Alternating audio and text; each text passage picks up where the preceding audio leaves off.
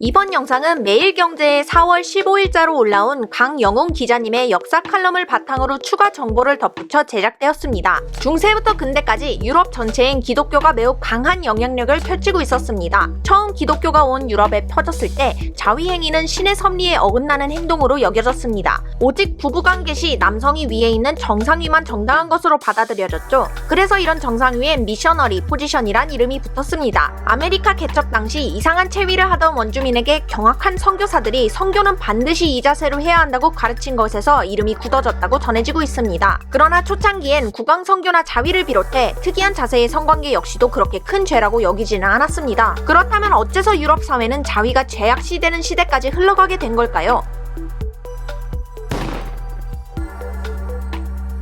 중세 초까지만 해도 자위는 성당의 말단 신부가 처리해도 되는, 지금으로 치면 경찰이 과태료 물리고 끝나는 경범죄 수준의 작은 죄였습니다. 하지만 중세가 무르익는 시기 점차 자위는 역겨운 범죄 행위로 간주되기 시작했습니다. 당시 유럽은 흑사병이 유행했습니다. 14세기 중반 흑사병은 전 유럽을 휩쓸었고 수년 사이 이탈리아, 스페인, 영국, 프랑스, 독일, 네덜란드에 이어 스칸디나비아까지 퍼져나가 전 유럽 인구의 20에서 30%가 희생되었다고 추정하고 있습니다. 그 수는 수천만 명에 달하죠. 게다가 많은 사람이 모여 공동체 생활을 하던 수도원에서는 더 큰 희생을 치러야 했습니다. 그러자 점차 성적으로 문란한 인류를 하느님이 심판했다는 기독교적 해석이 전 유럽을 보수적으로 만들었습니다. 기독교가 영향력을 떨치기 전 자위는 성스러운 행동으로 생각되기도 했습니다. 티그리스 강과 유프라테스 강의 비옥한 토지에서 출발한 메소포타미아 문명권에선 애초에 엔키신의 자위 행위로 그 땅이 생겨났다고 생각했죠. 이집트의 창조신 아툼도 자위를 통해 탄생했다고 믿었고 고대 그리스 또한 자연스럽고 건강한 행위로 여겼습니다. 종교적 관점이 모든 곳에 깃들어 과학과 문화 등 모든 것에 암흑기로 불리는 중세가 끝났을 때 인간의 당연한 생리적 행위도 그 정당성을 되찾을 수 있었을까요? 이 기사에서는 재미난 일화를 소개하고 있습니다. 1837년부터 1901년까지를 일컫는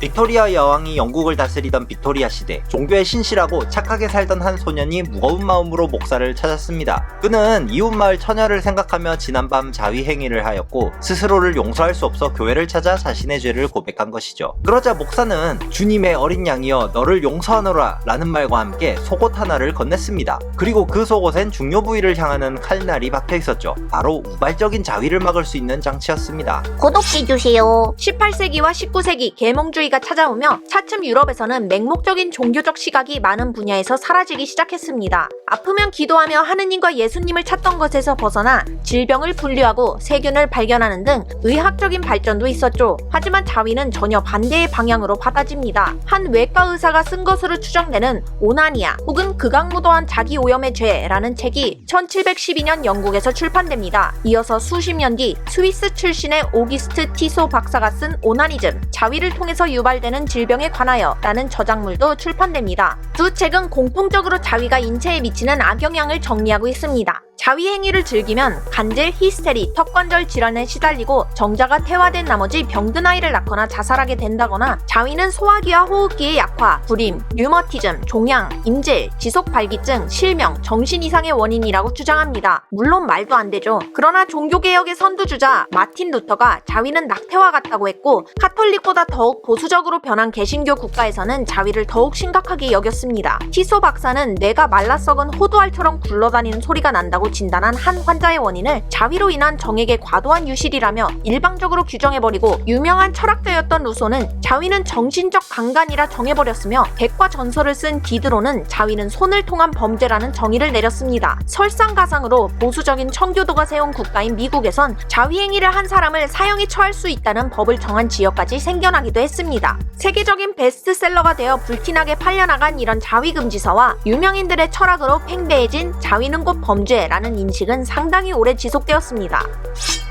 정조대라는 기구도 잘 알려져 있죠. 중세 유럽의 귀족 남자들이 십자군 전쟁에 참여하거나 장기 출장을 갔을 때 몇 년씩 집을 떠나 있는 경우가 흔했습니다. 당시 남자의 외도보다 아내의 외도가 더욱 강력하게 금기시되었는데 성욕이란 게 금지한다고 막아지지는 않았으므로 정조대의 사용은 매우 보편화되었습니다. 가죽으로 시작해 추후 쇠로 만들어진 정조대까지 등장하며 여성은 성관계는 물론 자위마저도 할 수 없게 되었죠. 애초에 순결한 여자를 우선시하던 귀족과 왕족, 남성 때문에 처녀성을 보호하는 보호하는 용도로 사용되기도 했습니다. 그러나 자위는커녕 소변과 대변조차 하기 힘든 구조여서 제대로 변이 나오지도 못하고 정조대에 잔뜩 묻은 상태로 남편이 돌아오기까지 기다려야 했으므로 중세 여성들은 큰 고통을 받았음을 짐작할 수 있습니다.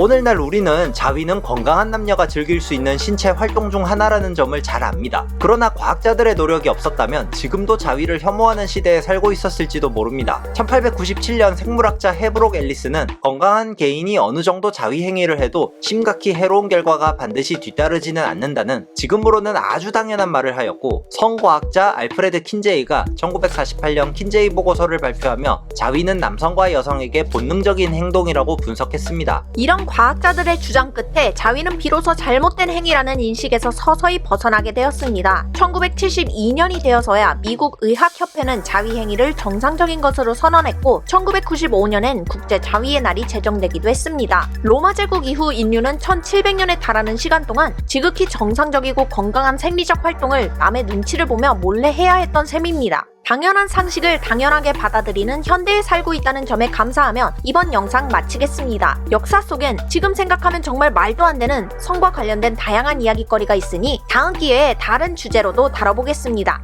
감사합니다. 형태가 워낙 다양한데, 그러니까 이런 식으로 이건 가죽 버전이고 쇠로 된 것도 있거든. 남편이 열쇠를 가지고 출장을 떠나는 거야. 소변도 여기 다 묻으면서 나오니까 거기다 중세 때 목욕을 잘 안 했잖아. 간지러워서 막 긁어가지고 욕창 생기고 막 이런 것도.